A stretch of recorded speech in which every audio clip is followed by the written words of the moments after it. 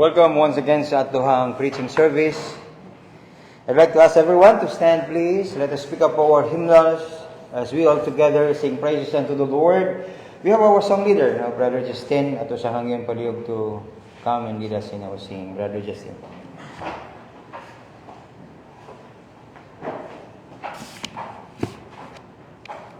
Good morning, everyone. So I'll pick up our hymnals and open on hymn number 2. Hymn number 2, Glory to His Name.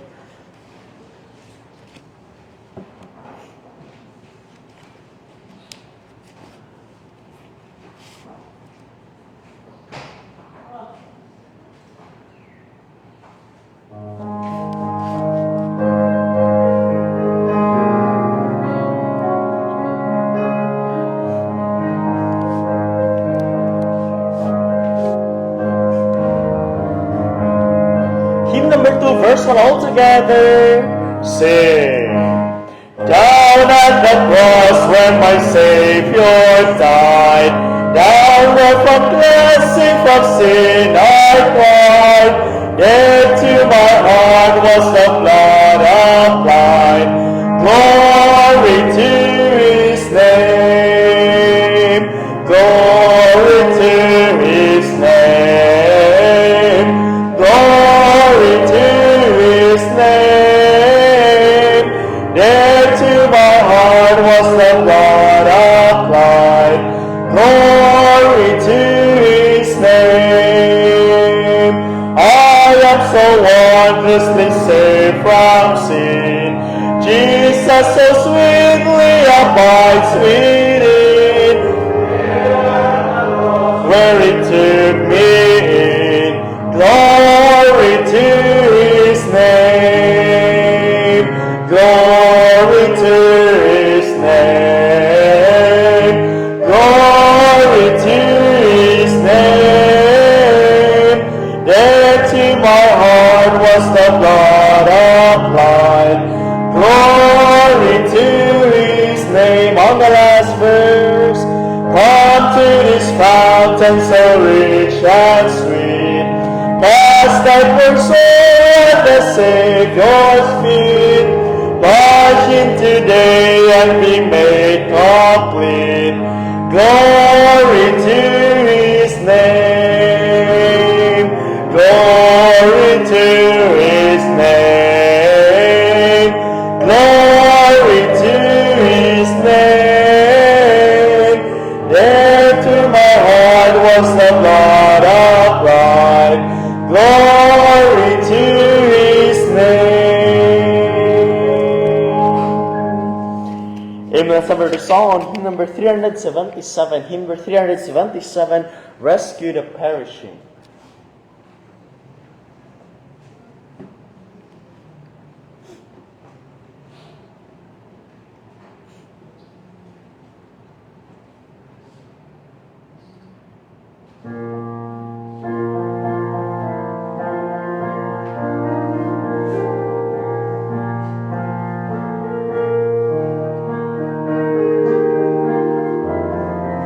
Hymn number 377, verse 1 all together, sing. Rescue the perishing, care for the dying, snatch them in pity from sin and the grave. Weep for the erring ones, lift up the fallen, tell them of Jesus the mighty to save.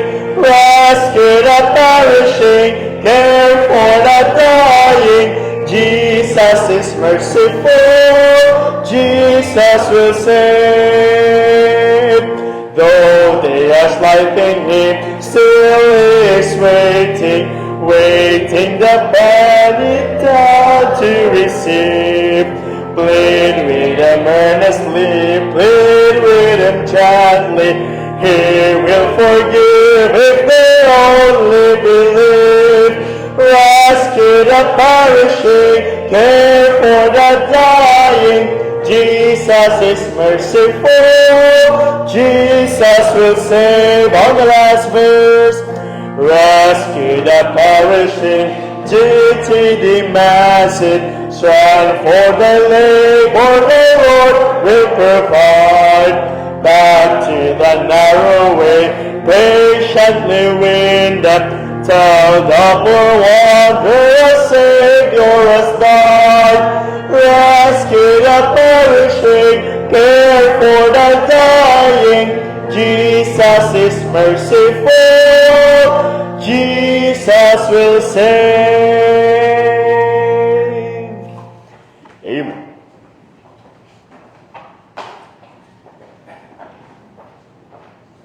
Shall we humbly approach God into prayer? Our mighty Father, we humble our hearts before Thee and asking for Your presence, power, and right mind, and a teachable spirit nga imo ginumbalan nga pulong magapangitag luna, mag-ayos sa mong mga spiritual problems and burdens. Magahupay, magalipay ka na mo, Diyos. Sa makausap pa, makakatuon kami, madasig, maangkon o Diyos ang imong saad, matinumanon nga paminaw ug nagasunod ngando sa imong kabubuton. Ligo na kami o Diyos ni takna. Ug niyan pag-usab, masentro ang mong una-una kasing-kasing to praise Thee, to lift up our hearts. Ginoo, ikaw lihupod sa taliwala sa mga kasimbahanan na held silang services. Bless the pastor, the preacher, the teachers, even our Sunday school sa mga bata karon or children's church. Giyahay sila, cover us with Thy presence and power. In this we pray in Jesus' name, Amen. Manglingkod ang tanan palihog and welcome pag-usab sa atuhang preaching Sunday. And I hope and pray nga things are okay, no, with you. No, katapusan na Domingo, sunod nga Domingo. Amen? So, sa atuhang last Sunday of each month, nakitay combined fellowship. No? So, men, adults, young people. So, we are praying each one of you are set to bring your own bound and extra food to share. Kung ginampo nga, we will enjoy this as God's people. Amen? So, ito ang i-anticipate pa abuto. Now, after sa service, I would like to ask a few of our young people, no? Kanumdo mo nga, na tayo workshop dito sa atuang giatuan nga place sa Ibanban. Bahin sa pag-operate sa atuhang kini, no? So, nato yung meeting unya ha. Kisa to, please raise your hand. Ito. Simon, apil ka? Kamong tulo? Joshua, o si Dave, no? So, meeting tadi unya. Uban si Kuya Elton. Now, also there will be a father and son outing. We are praying ang atong father and son outing that will be on June 12. Holiday na siya, Friday. No? And that is a holiday. Yan po na to. So akong ibilin nga task kang Brother Elton to discuss things that we are preparing para sa atong father and son Sunday. We're just going to have an input and discussion about sa play, sa venue. So, amo nang isigutan niya po. Now, let us continue and pray. Bisan pa man sa atohang mga missionaries and local church and missions for the need. If you have time enough after sa atong church service, please try to have a glance and see our bulletin and some updates. Okay?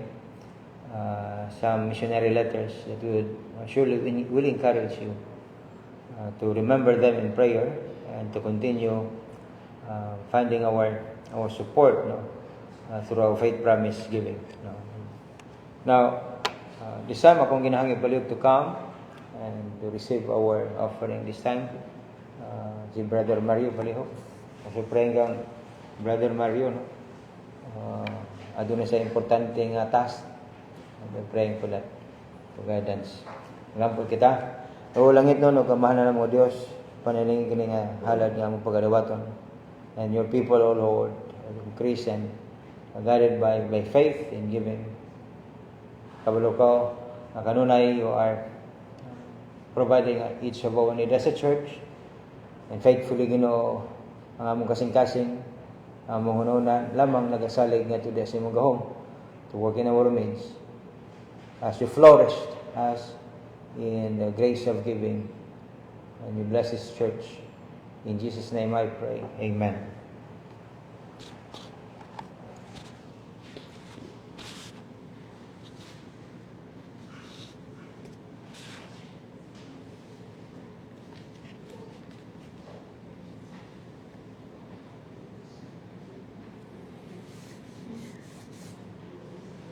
We have a special number prepared by our women. But next Sunday, sunod Domingo, ang mukanta, naman mo yung people, no? Men na pod, no? Ang mukanta. So, mag-practice ako niya, men, para sa special number karong Domingo. Okay.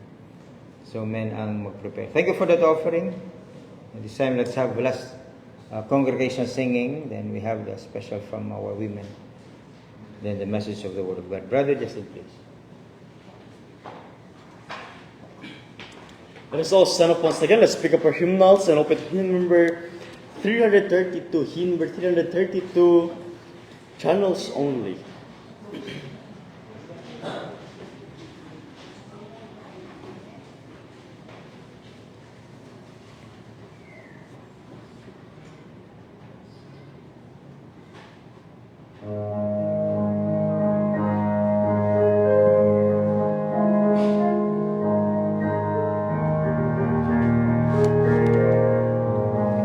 Hymn number 332, verse 1 all together. Sing. How I praise thee, precious Savior, that thy love laid hold for me. Thou hast saved and cleansed and filled me, that I might thy channels be. Channels only, blessed Master, but with all thy wondrous power, flowing through us, thus can use us every day and every hour. Empty that thou shouldest fill me, a clean vessel in thy hand, with no power but as thou givest, graciously with each command. Channels only, blessed Master, thy wondrous power, flowing through us, thou canst use us every day and every hour. Before we sing the last verse, I would like the women to please come. Women, please come on the last verse. Sing. Jesus, fill now with thy spirit hearts that full surrender now, that the streams of living water from our inner man may flow. Channels only, blessed Master, but with all thy wondrous power, flowing through us, thou canst use us every day and every hour. Amen. Great singing. Be seated, please.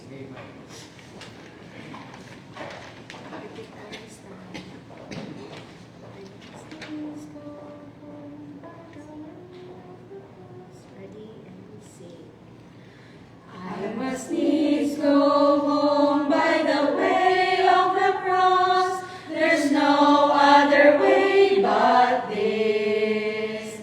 I shall ne'er get sight of the gates of life if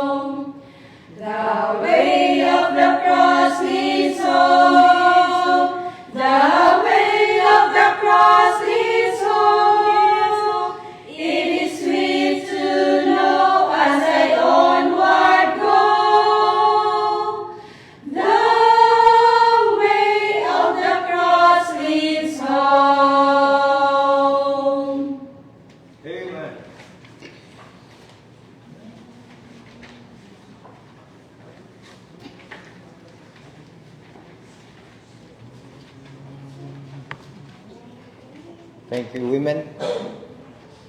And thank you for that song. So next Sunday, mo practice ko niya ang mga kalalakinan po. Let us prepare our Bible, please. In the book of Mark, Mark chapter 10, verses number 17 to 22. Marcos, kapitulo 10, na sa versikulo 17, dangat sa versikulo 22, in our Bible, please. Mark chapter 10, and if you have your Bible with you, let us read it all together. Mark chapter 10. If I may ask everyone to stand, please, as we read it all together, sabay-sabay na to nga basahon. Marcos Kapitulo 10. And in verse number 17 to verse number 22. Nakita na ninyo? Amen. Verse number 17, sugod kita sa pagbasa o padulong at today sa verse number 22. So, Mark chapter 10, verses number 17 to 22. Ready? Let us read all together verse number 17. And when he had gone forth into the way, there came one running, and kneeled to him, and asked him, Good Master, what shall I do that I may inherit eternal life? And Jesus said unto him, Why callest thou me good? There is none good but one, that is God. Thou knowest the commandments: do not commit adultery, do not kill, do not steal, do not bear false witness, defraud not, honor thy father and mother. And he answered and said unto him, Master, all this have I observed from my youth. Then Jesus, beholding him, loved him, and said unto him, One thing thou lackest, go thy way, sell whatsoever thou hast, and give to the poor, and thou shalt have treasure in heaven. And come, take up the cross, and follow me. And he was sad at that saying, and he went away grieved, for he had great possessions. Heavenly Father, and may the power of thy word bring us peace, bring us wisdom to understand thy perfect will, thy great and wonderful admonition for every God's people needed today. And I pray much for those who are not yet saved. Maybe that soul today are in this auditorium, or maybe they are listening and watching us online. You may touch, O Lord, the sound of the message to reach their hearts. The words that I may utter today with wisdom and understanding by the Holy Spirit of God. Souls that can be reached, souls that can be comforted and be saved today, that the only way to know Jesus Christ as their Lord and personal Savior. O Ginoong Dios, salamat sa imong kalig-on nga gihatag kanamo in this wonderful place as we gather, as we worship. And right now, to hear from thy word, in Jesus' mighty name we pray. Amen. Manglingkod ang tanan palihog. Have you ever experienced sometimes nga like madto ka sa pamalitan niya, padulong nakapagawa sa imong like sa palengke or some department store. Ngayon ko nga, sige kag una-una. Sa kang kulang, no? Ano ba? So, while naka dito, yung unang gina-memorize, kay aktibo pa man na imong memory. Kalimot kag lista. Then later on, pag-abot nyo sa yung balay, abi nimo, kompleto na. But there is one thing nga, adunay missing. Adunay kulang. So may kasagaran gyud nga malimtan nato. Ang ato ang bagahe nga nabili sa counter. Di ba? Ang ato unsa ang atong temsa. Hindi ka ron to pitagan nakapamasahe ko. Marguwa mo tingali ko pamasahe. Sometimes we are guilty of missing those things sa atong kinabuhi. There are times also nga namagay kulang, no? Masalala pa gyud, no? Dala niya yung anak o yung bana baka niya uli siya wala. Nabili niya yung bana o yung anak.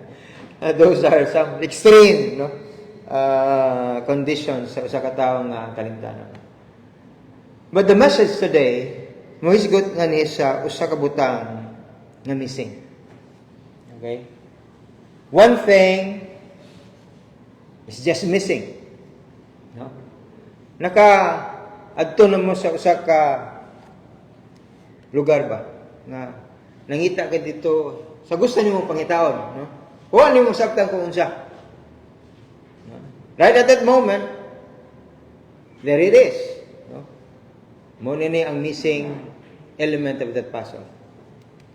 Now in Luke chapter 16, that is on the other way around.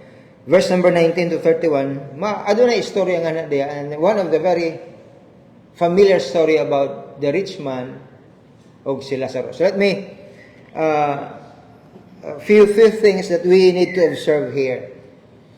Now, kung ikaw unya natagbuan nimo ni si Lazarus, or kung ikaw natagbuan nimo ni si rich man, alright?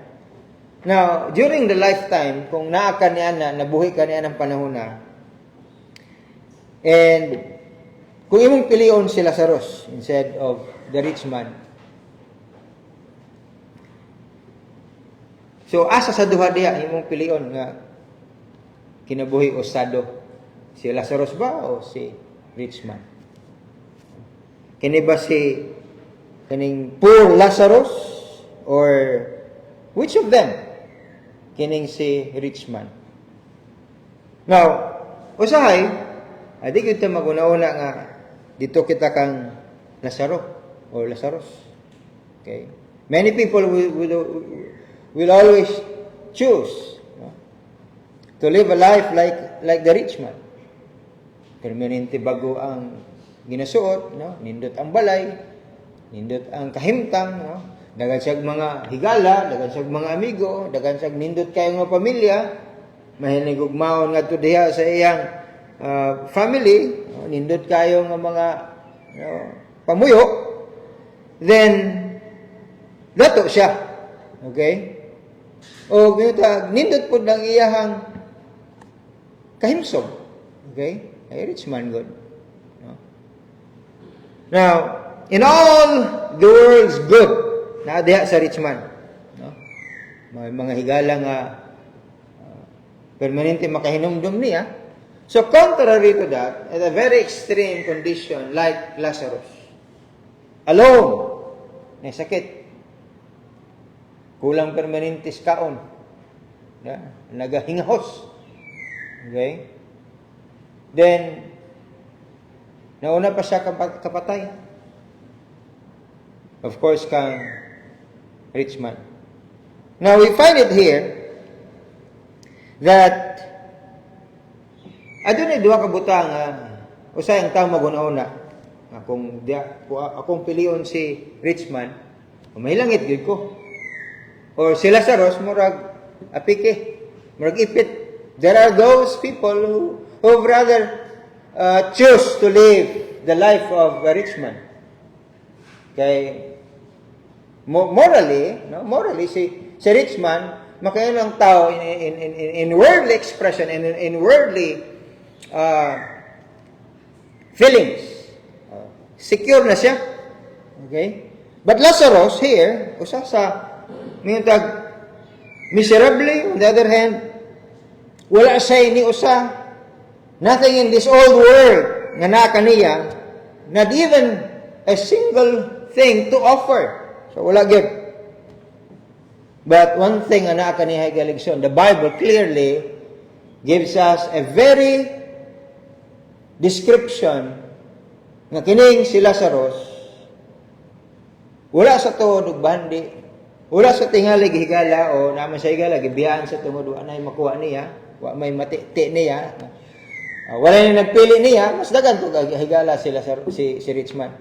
Wa sa maayong kapuyan, wa sa dilami kayo or not even a single day he would wish to choose kining lami nga pagkaon. Wa sa choice. But the rich man had so many things to live and enjoy in his life. Now, but one thing ana kaniya nga wala kang Lazarus. Ayun siya. Eternity. Kinabuhi nga walay katapusan.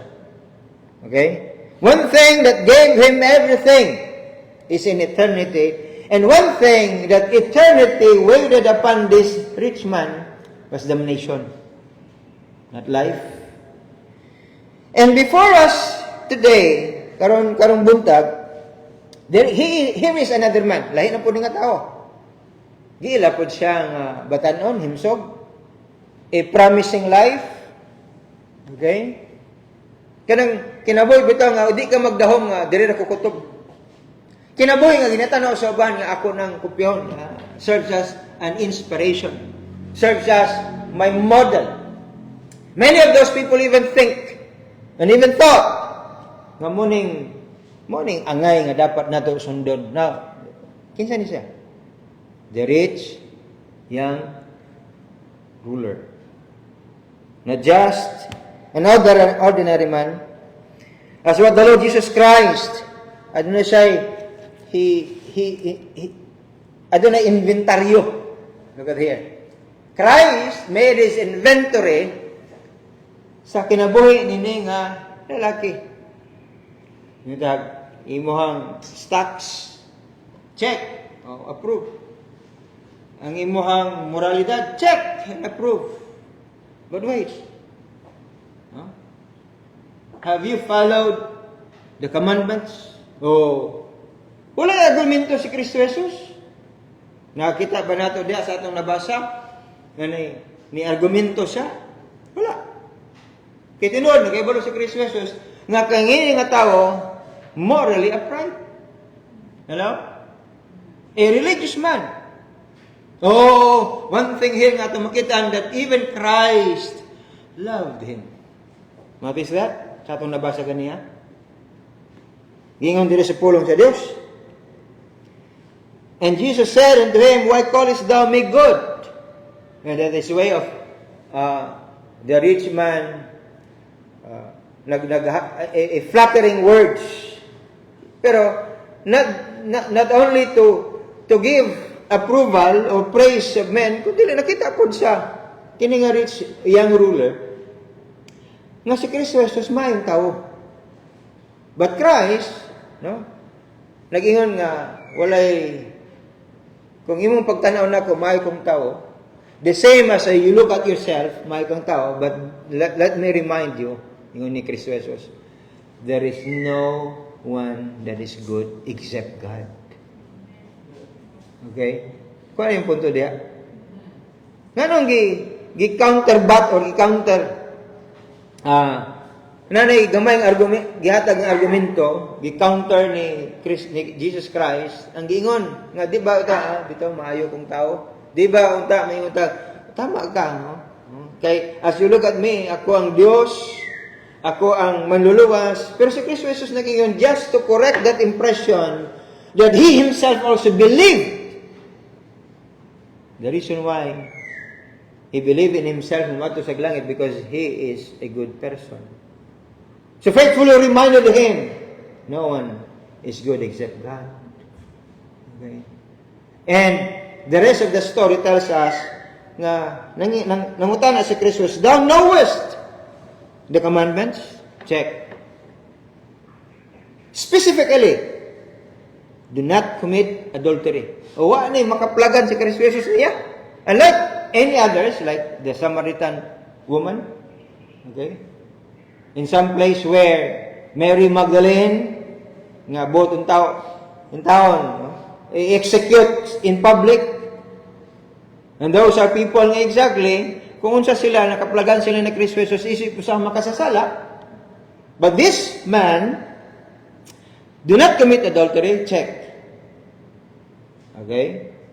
Any sexual sin, and anything that would accuse him regarding sexual sin, wala siya. Do not kill. Wala sa record nga nakapatay siya. Do not steal. The same thing. So honest. No? Wala siya gilimbungan.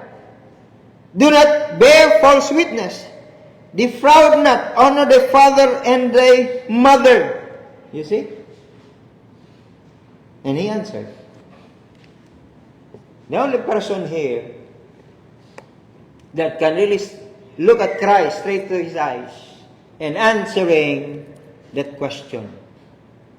And he said, Master, all this have I observed from my youth. You know, I observed from my youth. Dili ingon nga, nag-adult siya, bago pa siya nag-observe niya na, kung dili sa iyang pagka, a promising life of a certain man like this, during sa iyang pagkabatanon, nagahatag igaligson o dako nga higayon to be tempted. Pero sa iya, he practiced righteousness from my youth. And honestly, Christ himself, wa man naglalis niya. Dili sa matong babae nga, babae, ulit ka dito.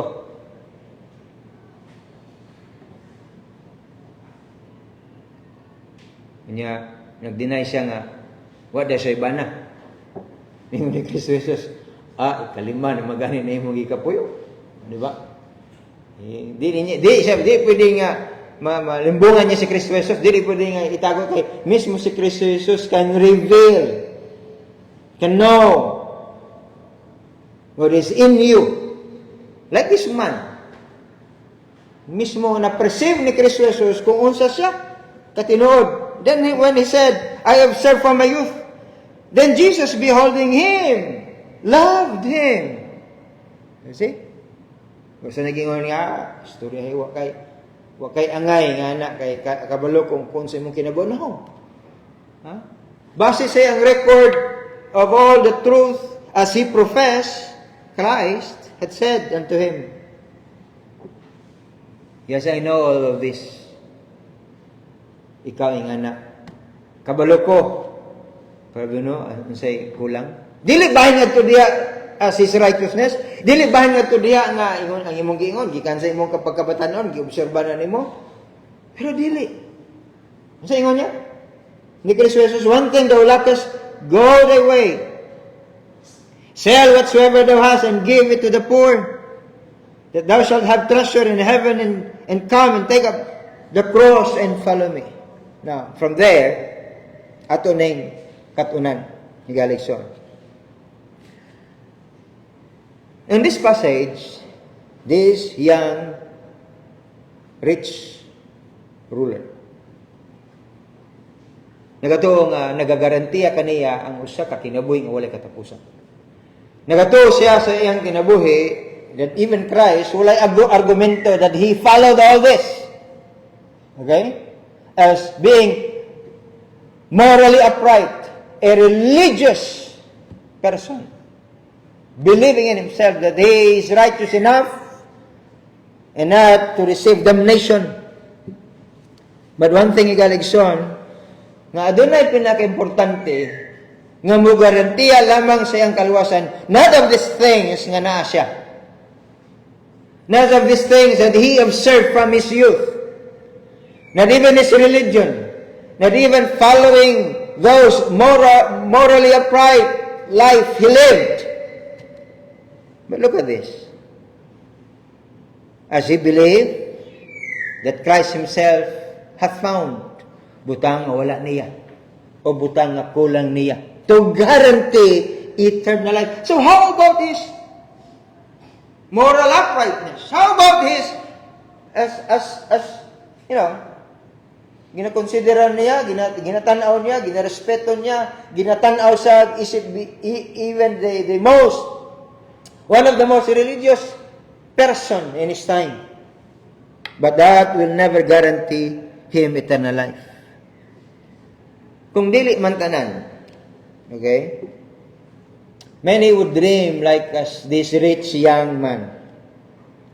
Usay, bitaw panginta. Unta padangguhon ko sa Ginoo nga ugma naghigda na ko bandi. Di ba? Some of us, if not all of us, we may be dreaming one day na kita'y bandi, na kita'y milyon, na kita'y saping perting dagana, no? Or na ba ko'y makaplagan diya, no? O makadaog ba ko nakabakadaog ba ko sa akong gi-maintain, no? Many of those who wish to have certain large amount of money nga na kanila. But as we look at on this passage, kung sa bagyod, no? Ang naa kaniya, unsa nahitabo kaniya, that one thing that Christ said was missing. As we look at on this, ato po hisayran sa atong kaugalingon, sa atong kinabuhi. Unsay naka na to? If not possessions or great amount of possessions. Pero unsay naka nimo? Like the true heart of this man, he was not willing to give it all for the sake of Christ. Bisag na pa siya. Or he may have some extra. But Christ said, everything you have, give it to the poor. And follow me, take up the cross and follow me. Now, number one. As we look at this, makita po nato sa atong kagalingon kung unsay nakita. That one thing nga mudikta higaligison mo imuingon, that is all that will speak the difference. Kumani ana. Number one, possessions. Okay? Well, we're not talking about a large amount of money, or great buildings you have, or mansions nga nakanimo. Susama ni nga tawo. Nasa mansion tingali, nasa dagang kayutaan, nasa dagang bahandi. But as we observe this, in verse number 22, and the Bible says, verse number 22, and he was sad at that saying, that he went away grieved, for he had great, look at that word, possessions. Okay? Great, not just possession, but possessions. Great possessions. In verse number 22. Well, to mark it, to understand it well, there's nothing wrong sama kani sa iyang kinabuhi nga daghan sa salapi. Or there's nothing wrong with having great amount of money. It is when, di man na to it will become sin. It is when money nga na kanimo o mudikta kanimo nga mohatag kanimo problema. Like what Paul had wrote in his epistle sa 1 Timothy chapter 6 verse number 10. Okay? There is that potential, there is that power to possess you. Okay? To own you. To live your life by your money. Okay? What does the Bible tell us there? For the love of money is the root of all evil. Because money has its power, ang bahandi, ang salapi, aduna siya'y gahom. Gahom sa unsa? Not to impress God. Gahom nga diin, dili malipay ang Diyos. Gahom nga diin, potentially, mawala ang kahamot sa Diyos.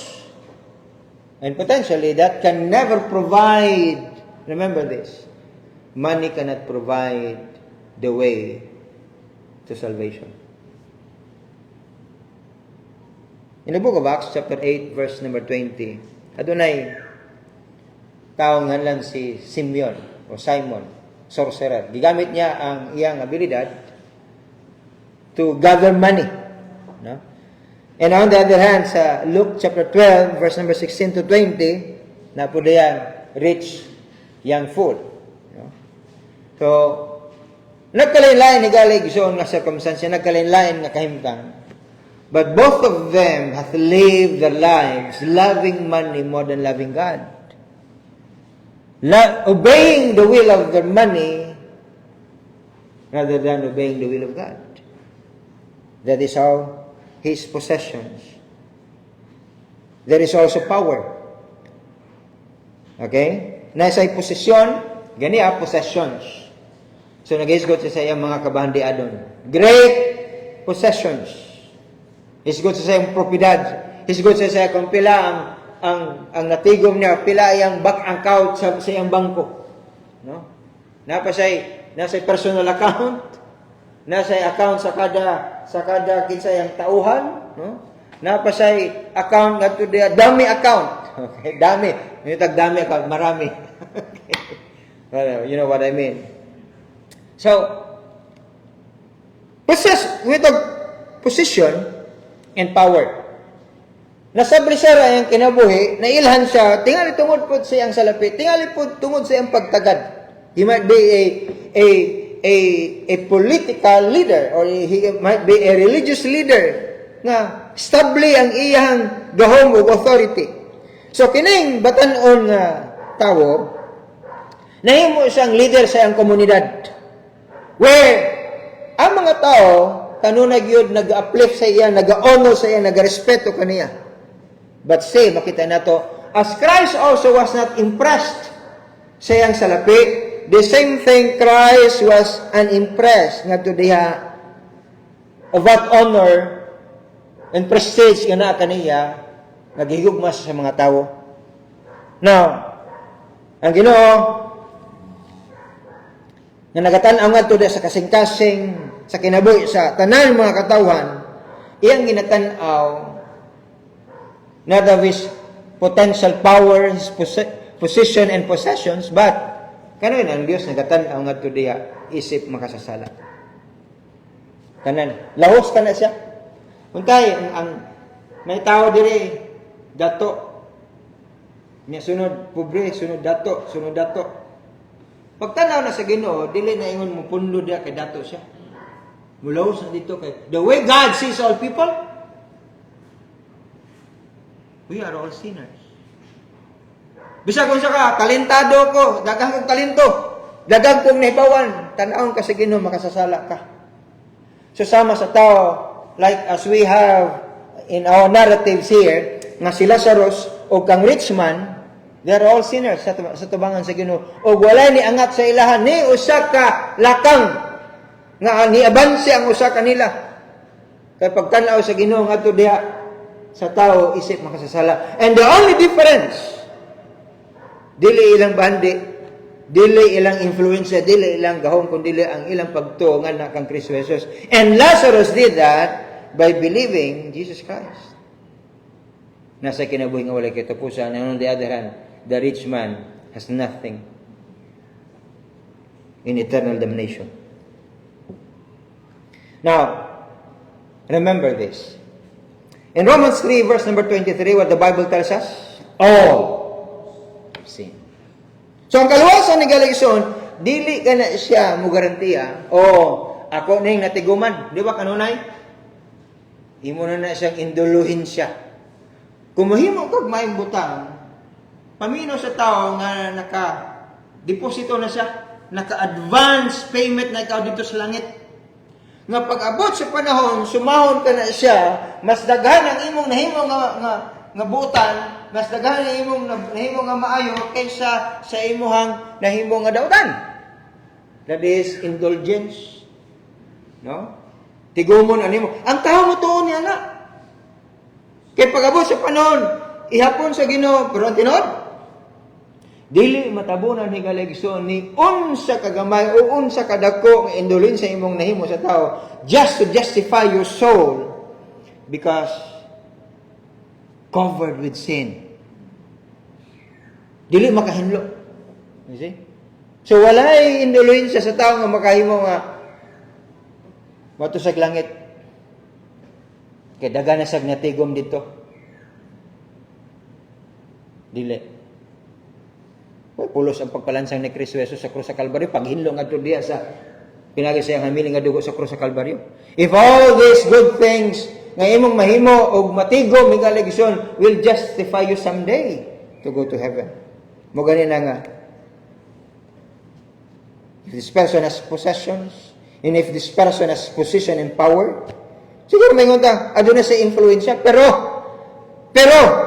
ang kaluwasan ni kaligson dili ma-earn, dili makuha, dili maangkon, dili maimuha by influence sa usa ka posisyon nimo sa kalibutan, whether you are king or patriarch or pharaoh or president, you cannot earn salvation with that. Verse number 19 to 20, nag-isgot diri sa iyang moral. Now, diri kita. Gihingalan ni Kristo Jesus ang pipila ka mga commandments.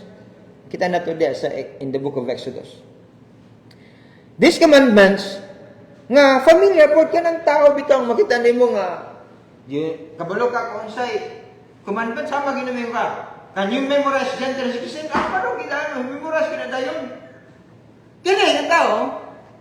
Not only he memorized it, but he observed it his entire life from his youth. Di ba? Ikan pa sa iyong kapagkabatanon. Credit to that man. Di ba? Grabe nga kinabuhi. No?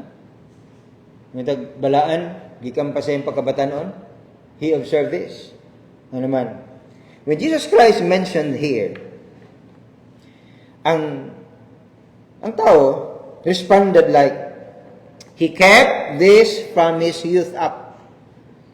So wala gibuhian nga statement si Kristo Jesus nga na i-challenge siya kining tao. Sige daw be?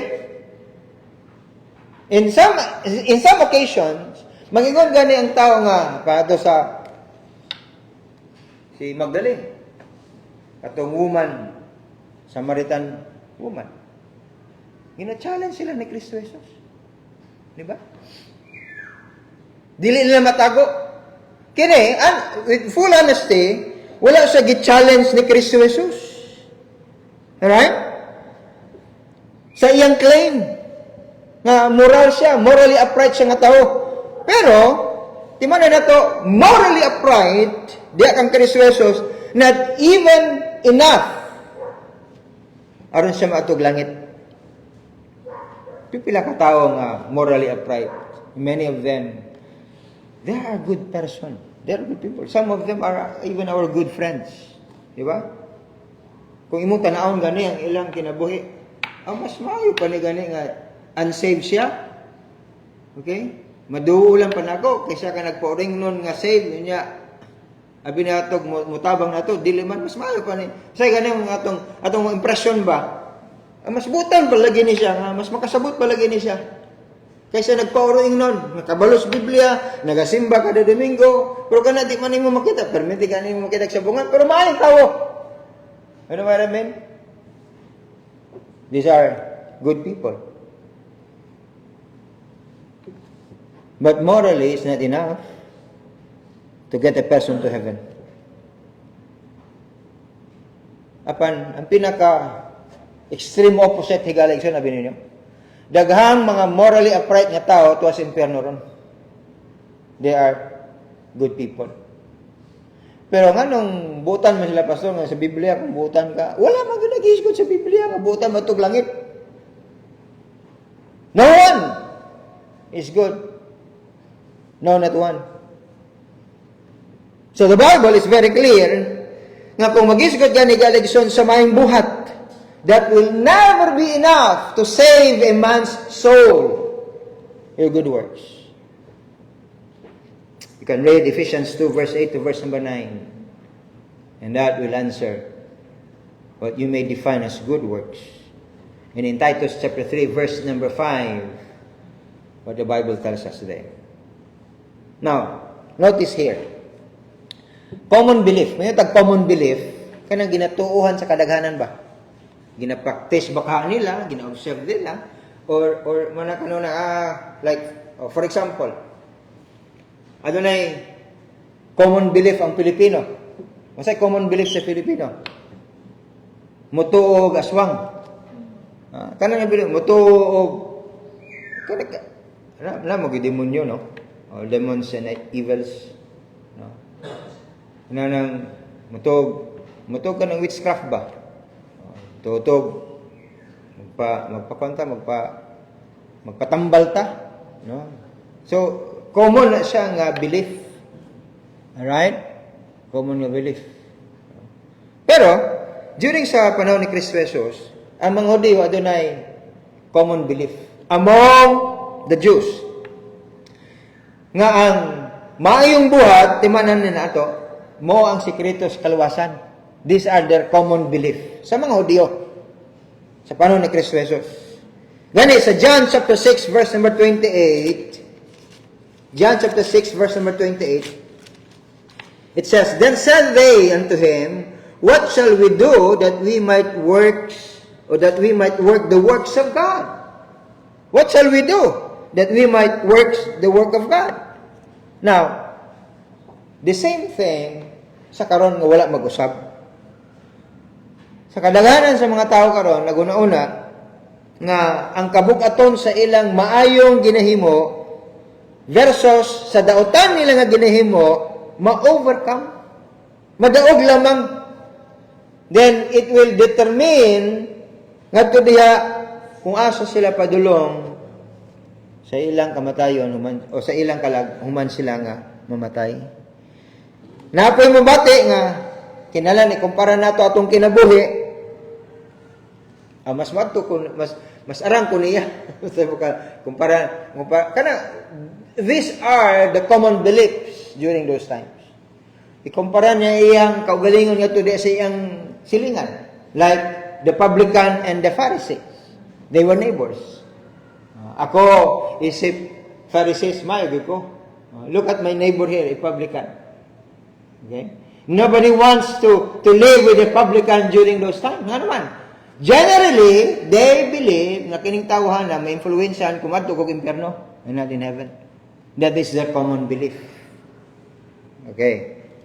Now, they believe that if they are gamay lang ilahang, gamay, no?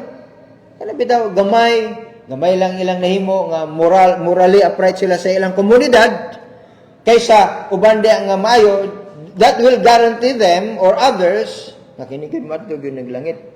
That is why others tuwa sila dito nakig-uyon sa mga Parisenhon, sa mga nagapanginon nga balaan sila, maayo sila, rather than even having the influence of Christ, who loved a very publicly enemy of all sinners. Diba?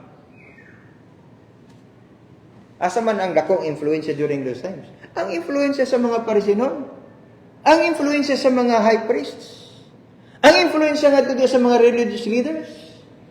Kaya naman, culture nila, they believe nga ang ilang pagsunod sa balaod, ang ilang pagkamayo, muhatag kanila garantiyag langit. Look at Christ here. Niadto siya sa mga pobre, niadto siya sa mga kriminal, niadto siya sa mga dautan, that people even knew it, na these are people na din gikangilaran sa publiko because they are all sinner. They are not morally upright. But Christ came to them. Even ate with them. Katungod sa ilahang common belief that good works can guarantee heaven. Now, they always wait, they always stand by chance that they can earn salvation by the influence of those morally upright living with them. However, timanan na to, ang opinion sa mga tao dili nagabase nga to des kamatuoran according to the Word of God. Kay kasagaran nila higaligson that they are moral persons The same people that God hath dealt with them that went to hell and suffering for eternal damnation. Ano man, dili man sila luwas God's way. They are not saved God's way. There is also a sense of urgency here in verse number 17. Dili lamang higalagsyon, they are moral sila, upright. So what is the sense of urgency here in verse number 17? As we open our Bible there in Mark chapter 10, verse number 17. And it says, and when he had gone forth into the way, there came one running. Gingon di sa pulong sa Dios. Came one running and kneeled to him and asked him, Good master, what shall I do that I may inherit eternal life? What shall I do that I may inherit? No. Para kanila, importante yun yung matuloy sa langit. So in doubt, kay kapila nila madungog si Kristo Jesus nga dili sa pagkamoralidad, dili sa pagkamayo. And every time makita na si Kristo Jesus communing with sinners, they doubted themselves. Ano siya dalang ko? Laga naman kong natabangan. Nag-aato kong permanente sa templo. Ang akong mga kauban, mga mamayong tao. But here is the Master. He is Jesus Christ declaring that everyone is a sinner and they needed a Savior and they need to be saved. So there is a sense of urgency for this man. Ni duol sa kang Kristo Jesus, ni dagan sa kang Kristo Jesus, aron nga makita, madungog kung unsay tubag sa iyang mga pangutana. Now, he realized that life is not going to last forever. He maybe believe initially sa iyang kinabuhi nga dagan sa bahandi, dagan sa kaila. He lived a healthy and wealthy life. Double, di ba? Doble kayo nga gabi nga nindot kayo, di ba? A promising life for him. Pero niya, saka kung di ko luwas, I have to go to Christ. I have to ask Him with this. I have to hear from His confirmation. Nagsunod na ko sa balaod. Maayo na kong tao. Matinabangon na kong tao. And I believe ang mga tao dili makaingon nako nga hipokrito ko. So I must go to him. So adunay sense of urgency. So makita nato dire sama sa tao karon. Nanginahanglan sila kaluwasan. And the same urgency ng ilang kalag nanginahanglan og manluluwas. The same urgency ng ilang kalag kinahanglan maluwas. When life is passing so swiftly. Kada adlaw, isa, duha, tulo, upat, lima. Life is like a vapor that appeareth for a little time, but then it vanisheth away. Ngunit ni James chapter 4, verse number 14. May gospel tracts nga ito makitaan. Where will you be 5 minutes after you die? Diri man sa ingon nga scientifically nga mo nang kanang naga hatag og sense of urgency ba nga pa, ang tao manghuna-una wala di naman gyud ka panghuna-una nga di mamatay ka no ha kung ang usa ka makasasali ka isong nga dili luwas wala gyud siya chance sa gali maluwas sa diyang an immediate death will come unto him. Why? Because salvation must come to him before he must meet death. Pero ang tao maluwas, anytime, you're not going to question yourself, you're not going to question even God, but only believe Christ had said, and His Word had said, ang usa ka tao mamatay, either you and me, na luwas, madtog yun sa bakan sa Ginoo. That is our assurance. But the sense of urgency here, for this man, wasa na siguro? Yes. More of his possessions, position and power. But remember this. You need to ask Christ for this. And that is why the reason ang Biblia himangno nagapahinumdum ka nato adlaw-adlaw. You know, today is the only day promised. Ugma wala. Way kasiguran ugma. Mo ganina ang kaluwasan gitanyag karon. Dili ingon ugma. Hello? The urgency is today for a person to be saved and know for sure that he is saved. Today is the day of salvation. Today is the accepted time. Di kami na ugma lang ko masave pa sa ugma na lang mudawat kanang kaluwasan ng gitanya. What if kung ugma mamatay ka? Because the only promised day is today. Christ died for you today. And He wanted you to be saved today. Dili ugma.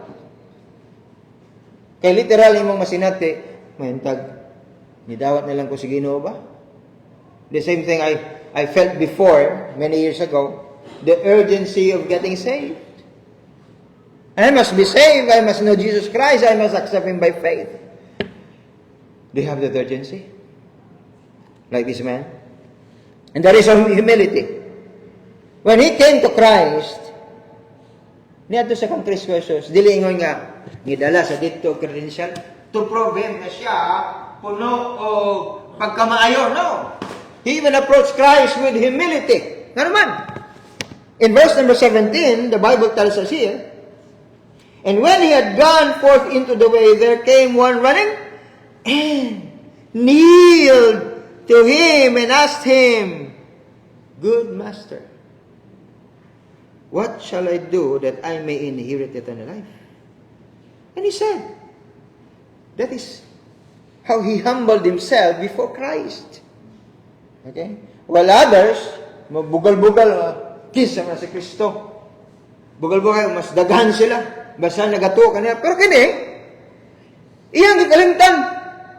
No, iyang kikalimtan nga Hudiyo siya, iyang kikalimtan nga religyoso siya, iyang kikalimtan nga diin, adun na sa influensya, adun na sa gawm, adun na sa bahandi. Then he went to Christ. With all humility.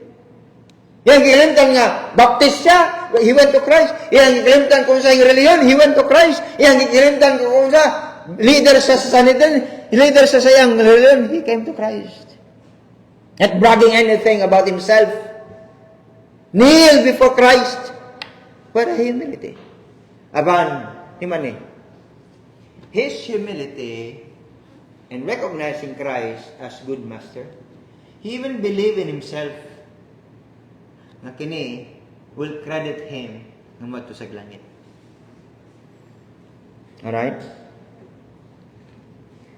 It takes a humble person to come before God. Wa man sa demand. He bowed before the Lord Jesus Christ and asked Him. A humble person like him. But he never confessed his sin. He approached Christ, a humble life, a humble spirit. These are good things. Lahi higaligson ka nang nagapaubos ka, then you have repented of your sin and asked Christ as your Lord and Savior and asked you to save Him. Asked Him to save you. Pero wala diri na record. Instead, it appears nga sa iyang pagpaubos, a humble and meek spirit before God, calling Him Master, calling Him good more than Him. Okay? Dili sama sa uban nga siya ang pinakamayo diri sa among komunidad. Wa na ilain pa di gito takos to sir, kabutan na bagay nimo sir. Mo na kanunay pagtagan sa iya ha. But right now, this time pa tuwa na Kristo, wala niyo sa diha nga sa iyang kaugalingon nga maingon siya nga mas humble ko, mas maayo ko kumpara kang Kristo. He recognized Jesus Christ as how good He is versus Himself. Now, makita nato dire is being meek, being humble. Wala nagagarantiya hindi siya matog impyerno. Having a sense of fear diya sa Ginoo, tingali ang tao nasa kahadlok sa Ginoo. Ayaw anak eh. Suko gana yung Ginoo anak. Ha? Ayaw buhat anak ba? Ayaw. Ay binuang ba kay masuko ang Ginoo? Those are sense of fear. Okay? Pero daghan tao tuwa sa impyerno, they are lost even they have sense of fear sa Ginoo. They have sense of fear nga tuwa sa gawom sa Dios.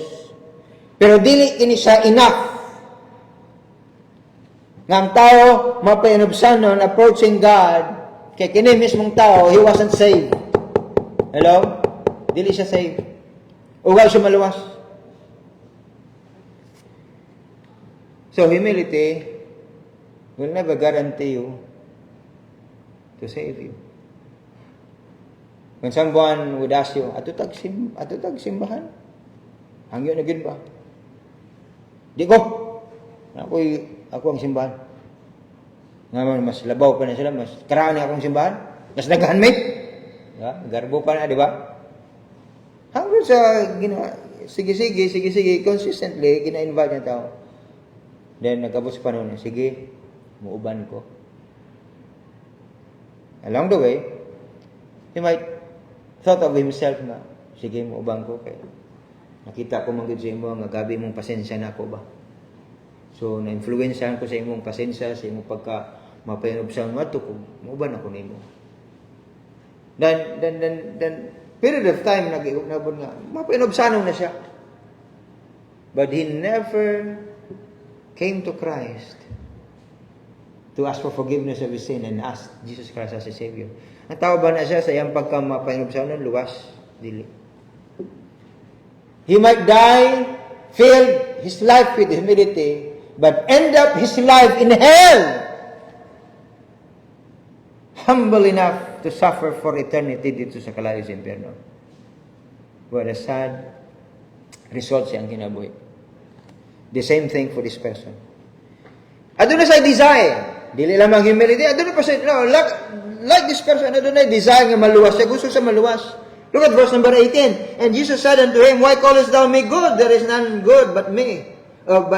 There's none good but one, that is God. He wanted to know God more. He wanted to know Jesus Christ more. And the desire to be saved was there. Nga naman, nabalaka siya. Kung saan lang akong kahimtang. Umatog ko in my eternal life. Where I'm going to spend my eternity. Now, gusto ko matok ang Kristo Jesus and tells me to believe heaven and to believe hell. Alright? Pero higala ison ini, unsa bang iyang makuha, unsa ba iyang ma-achieve during his time. Kaya ang desire na maluwas siya, not enough even to bring it all about sa iyang kinabuhi para maluwas siya. Anong desire? Ano ito? Gusto mo, tak ko maluwas? Gusto ko maluwas ba? Pero mabala ka, magiging ko sa ako ang kahintang. So, dili siya magdawat ng Kristo Jesus, isip yung maluluwas. Dagang mga tao sama ni Ana, di ba? Gusto ko, magiging akong bala kung magdawat ko sa Ginoo. Gusto ko, magiging ako ang pamilya kung magdawat ko sa Ginoo. The desire was there, or is there, but the problem is, huwag niya nangkon. Di siya luwas. They have the desire for it, but have never followed through and never been born again to be saved. Like Nicodemus. Now, he desires si Nicodemus nga ma-save. And Nicodemus got saved. Why? Dili lamang iyang desire, kundi he went on and accept the Lord Jesus Christ. He even asked God, Jesus Christ, how can a man be born when he is old? So diyan na po giisgot ni Kristo Jesus. And by faith, he got saved. Now, as I close, the Bible tells us here, aduna say preference. Kani nga tao was offered eternal life. Gitagaan sa gitanyagan siya. So, sa una-una niya, ang eternal life would be a high price. Okay? Naibili. And dili enough para bayaran niya kung pila ang bayad. Apan, kung atong tanawon diri galigson, iyang gipili ang iyang bandi over his own soul. Di ba? Ano ni kayo? Naguna-una siya nga ang kaluwasan adunay bayad. Okay? Ug nauna-una siya nga dili niya kaya bayaran ang bayad para sa iyang kaluwasan. But then, mas gipili niya nga piliyon na iyang bandi more than sa kaluwasan siyang galag. In Mark chapter 8 verse number 36, 8, verse number 36.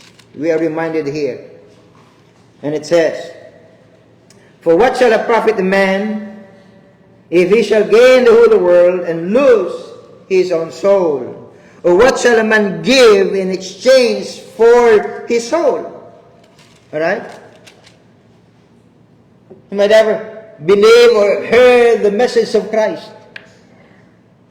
Nangin, bantugan si Kristo Jesus tungod sa iyang mga ipangsulti. So, tungod sa iyang mga pulong.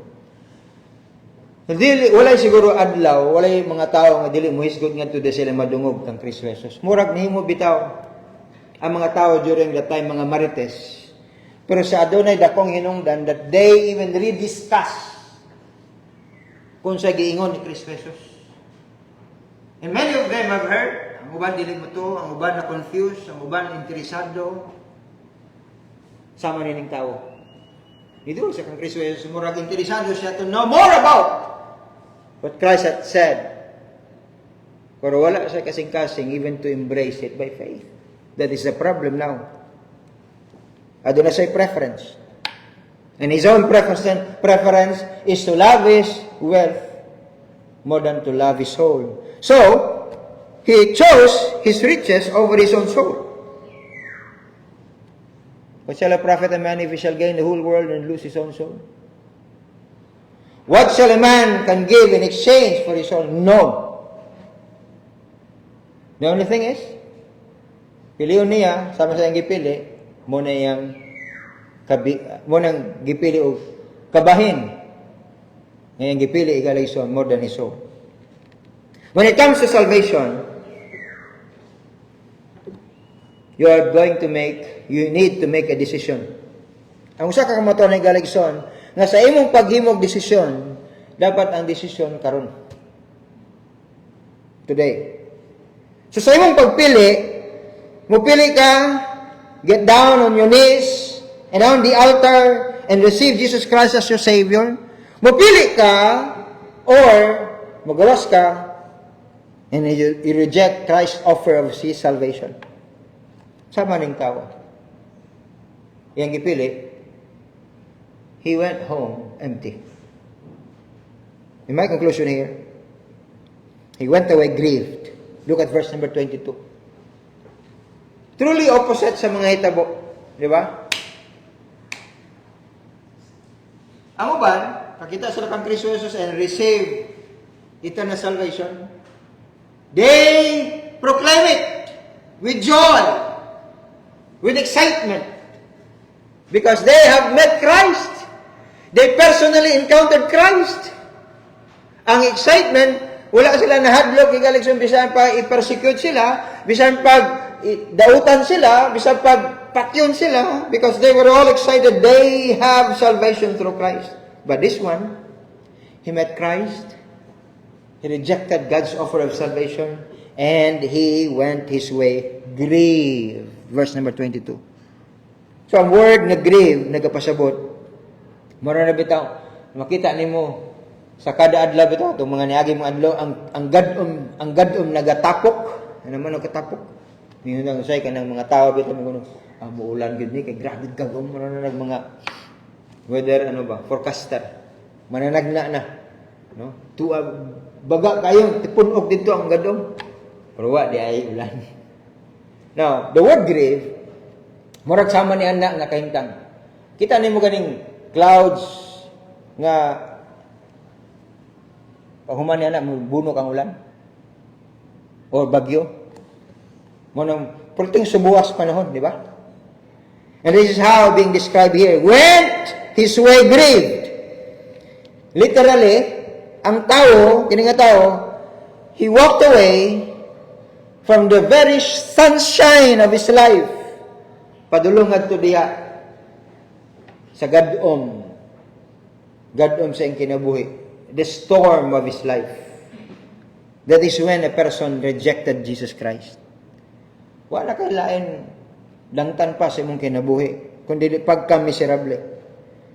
Busa kini nga tao, this young man, the prospect for eternity, unta na kaniya, unta kahibulungan na iyang kinabuhi, will guarantee sa kinabuhi nga walay katapusan when he met Christ. But only a promise of hell sa iyang kinabuhi. Why? He refused to believe the Lord Jesus Christ. He refused to believe that the only Savior who died for his soul there on Calvary is Jesus Christ. Now, dapat nato masabtan ni Galagson. Ang Ginoo abi ninyo, di kabubuton sa Ginoo nga ang tanan madtog impierno. Yes. Kaya gis kinabuhi sa Dios, no? Kaya gyud. Why he bother himself going down here and take that suffering that he don't deserve? Receive that pain that he don't deserve.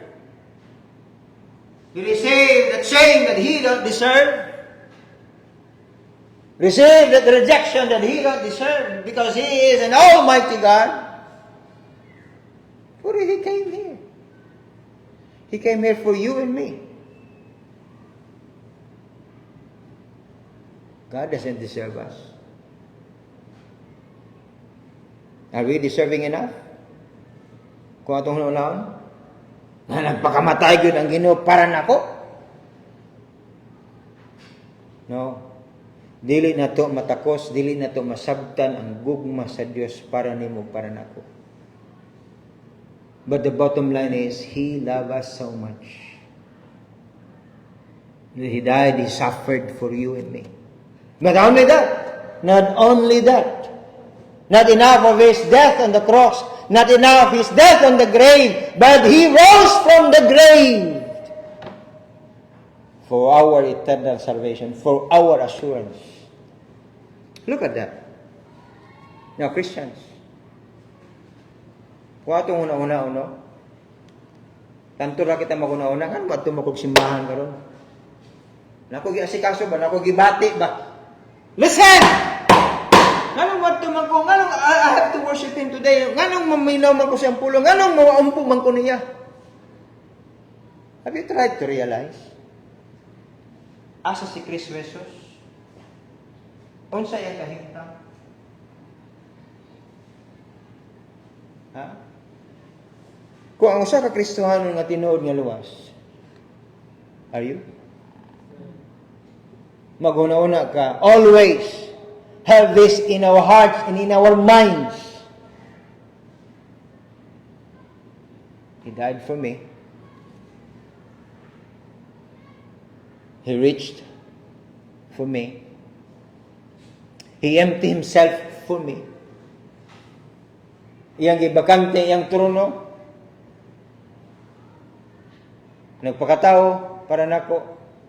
Nagsakripisyo para nako. That's what the Bible tells us here. And He deserved my worship. He deserved my love, my devotion, my faith, my service. Hello? O kining tanan ni Galigson, gikan man sa Dios. Gitagaan niya kag pagtuo. Gitagaan niya kag kusog. Gitagaan niya kag kinabuhi. Gitagaan niya kag unsa pa man nga naa karon kanimo. Dili ba sa takos of sacrifices? Para nako, masakit na akong kamingking, di na ako musimba. Diba? Sa pa'y tantong nga makaturay mong dahi o ulo, di na ka musimba. Asa man ang katakos diya? Asa man ang katakos sa Ginoo diya? Hello? I hope when praying, matag usa ka na to, we'll always seek Christ in everything that we do. Because all of these are due for Him, not for ourselves. Kining tanan, para niya. Manindog kitang tanan balihon. If you are not saved today, you need to be saved. You need to know Jesus Christ as your Savior. And loving God more than anything else, meaning He works in you and He works through you. We have a choice. And each one of you here today have chosen the good part. And that is loving God and worshiping Christ. And every day, we make a choice. And God desireth us to choose Him over anything else. Mighty Father, You bless Your people. Open our hearts to love You more, to dedicate our lives, to give even our sacrifices for the sake of our loving Thee. May we have the urgency, as God's people, to know and to serve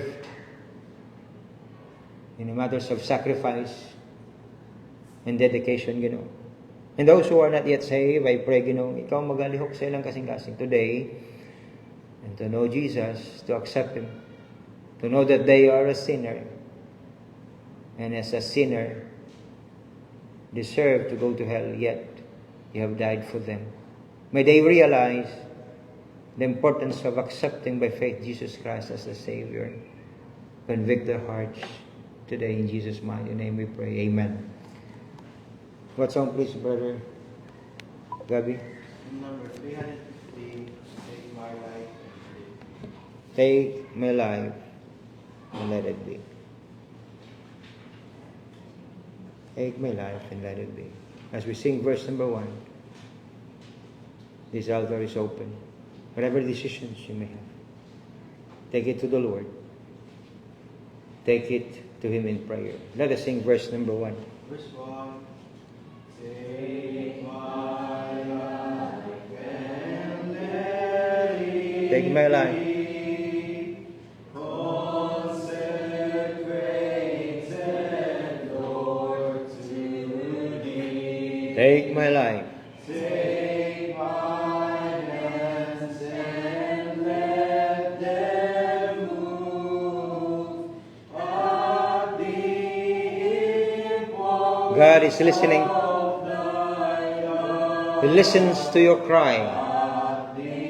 He listens to your burden. He listens to your agony. Receive His comfort today. Receive His will. Receive Him today. Heavenly Father, may You bless Your people as we set ourselves home, May our longing find so much satisfaction as we fill our hearts today. May our love increase for Thee, and may our faith magnify as we come before Thee, pleasing You more. And Thy word maghatag og dako nga impact sa matag usa ka kinabuhi, to set this life nga lahi, Ginoo, ang kinabuhi nga naa kay Kristo, ug lahi ang kinabuhi as we lean upon Thee always. Bless our way and cover us with Thy blood, Your protection, Your mercy and grace. In Jesus' mighty name we pray. Amen and amen. A quick meeting usab sa atohang mga young people katong tulong ako mention ganiya. And men, you're going to have your practice para sa special number next Sunday.